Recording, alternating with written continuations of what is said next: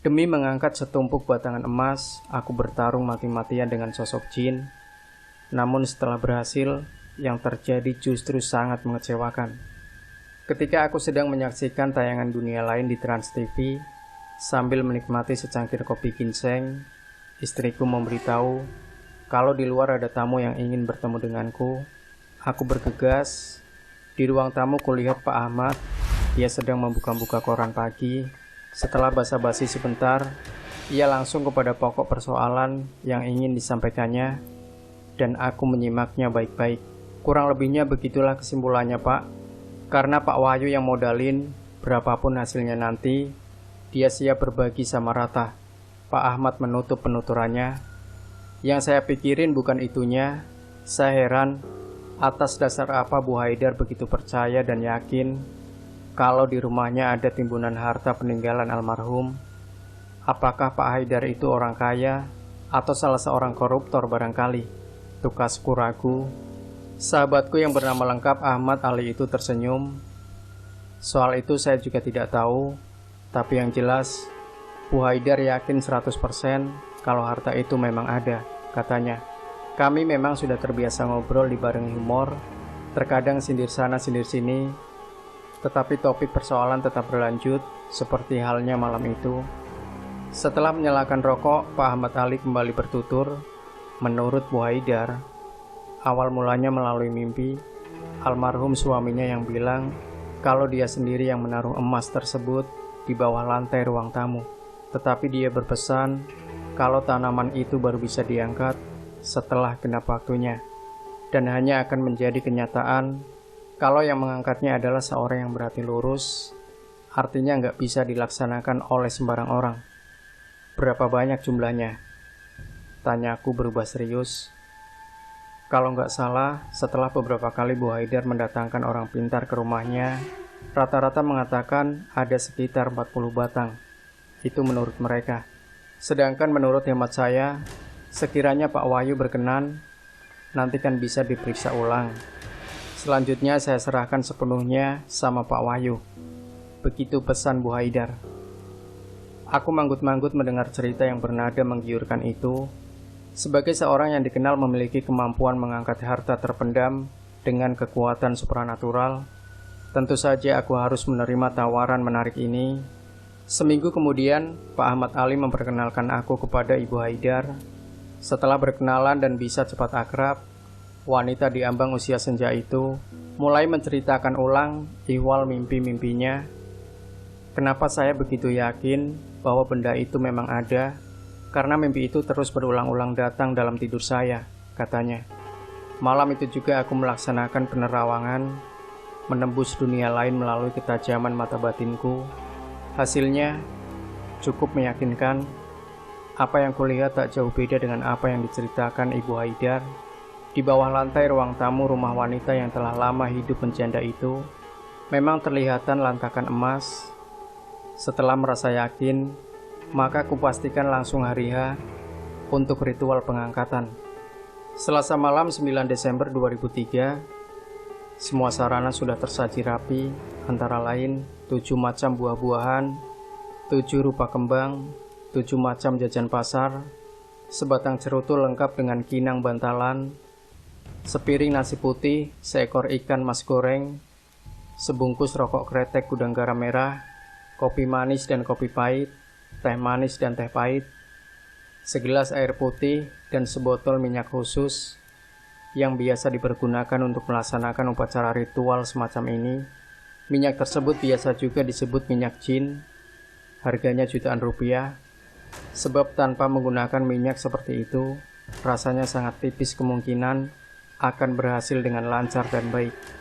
Sejumlah orang telah berkumpul di ruang tengah, berzikir membaca surat Al-Ikhlas secukupnya.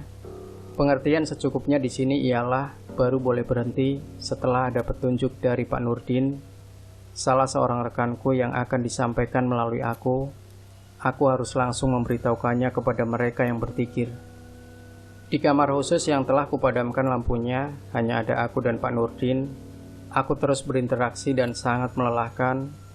Berdasarkan pendekatan, jin yang menguasai lantakan emas itu bernama Jin Kujrit. Setelah diadakan dialog, si Kucrit ini tidak mau menyerahkan begitu saja apa yang kami minta. Dia tetap bertahan sesuai perintah sang majikan, yaitu sebelum genap hitungan 6 tahun sejak benda tersebut ditanam oleh almarhum Pak Haidar. Dia tidak akan menyerahkan kepada siapapun, kendati kami melaksanakan hajat ini atas permohonan istrinya sendiri. Cukup lama kami bertarung dengan jin Kucrit, hampir 1 jam. Pak Nurdin terus mengeluarkan jurus-jurus ampuhnya untuk mengalahkan jin Kucrit. Si jin tetap bertahan. Dari langit-langit kamar, ku dengar jelas seperti benda berat saling berjatuhan menimpa kepalaku. Brak, gedebuk, prang. Padahal aku tahu itu hanyalah pendengaranku saja, tidak nyata. Kecuali sosok jin Kucrit yang memperlihatkan penampakannya secara jelas. Dia berbadan tinggi besar, hampir mencapai 10 meter. Rambut gondrongnya memang terlihat dikucir, seperti gaya reserse masa kini. Mungkin karena itulah dinamakan jin Kucrit. Sepasang kupingnya sebesar telinga gajah, matanya sebesar lampu sepeda motor, sedangkan bagian dada, tangan dan kakinya ditumbuhi bulu-bulu lebat. Sangat menyeramkan. Aku bersyukur karena tak lama kemudian jin Kucrit menyerah, mengaku kalah, dan berjanji akan menyerahkan semua benda tersebut kepada kami. Ternyata benar, setelah lampu kunyalakan, batangan emas tersebut sudah tersusun rapi di atas hamparan sajadah. Berikut 2 buah liontin berbentuk bulat, yang satu bergambar wanita, satunya lagi bertuliskan Allah dalam bahasa Arab. Dari dalam bambu pendek yang terpaksa kupecahkan, terdapat pula gulungan kertas. Isinya mengatakan bahwa liontin bergambar wanita diperuntukkan khusus untuk putri tunggal almarhum Haidar yang bernama Lena. Sementara liontin bertuliskan Allah untuk istri tersayangnya, yakni Ibu Haidar sendiri. Benda-benda tersebut kemudian kuperlihatkan kepada semua yang hadir di situ. Kulihat mereka tersenyum puas menyaksikan keberhasilan kerja kami, terutama Ibu Haidar dan Lena. Mereka nyaris tak berkedip mencermati benda-benda berharga tersebut, heran, gembira, tetapi terkesan tak percaya pada penglihatan mereka sendiri. Betul-betul aneh tapi nyata.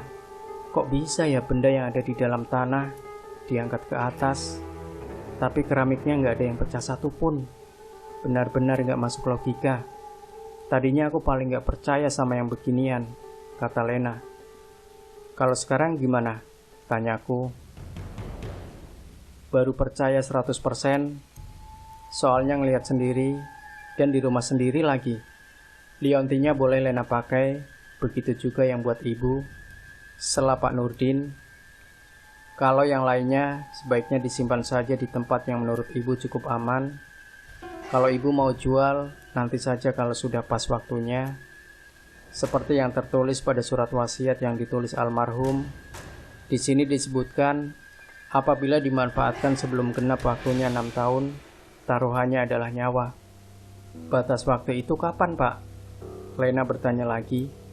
Kalau nggak salah tanggal 18 Februari 2004, jawabku. Akan tetapi, karena yang disebut manusia selalu saja merasa kekurangan dan tak pernah mensyukuri nikmat Allah, awal Januari 2004, Ibu Haidar bermaksud menjual 5 batang emas itu. Alasannya selain terhimpit oleh kebutuhan hidup yang semakin meningkat, juga untuk mengembalikan uang minyak dagangannya yang belum ia setor penuh. Tak enak katanya, sudah dibantu kok malah ngeberatin yang nolong. Apa boleh buat, aku dan Pak Nurdin merestui. Kebetulan pula pada waktu itu, kami sedang butuh uang untuk keperluan serupa. Segera aku melaju ke salah satu toko emas kenalanku di Pasar Agung. Hasilnya sangat mengecewakan sekali. Sungguh, emas batangan tersebut berubah menjadi kuningan sari. Aku jadi penasaran. Ku bawa ke toko lainnya, namun hasilnya sama. Sama sekali nggak ada kadar emasnya, Bang.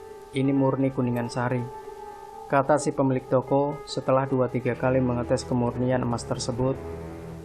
Celaka 13, pikirku.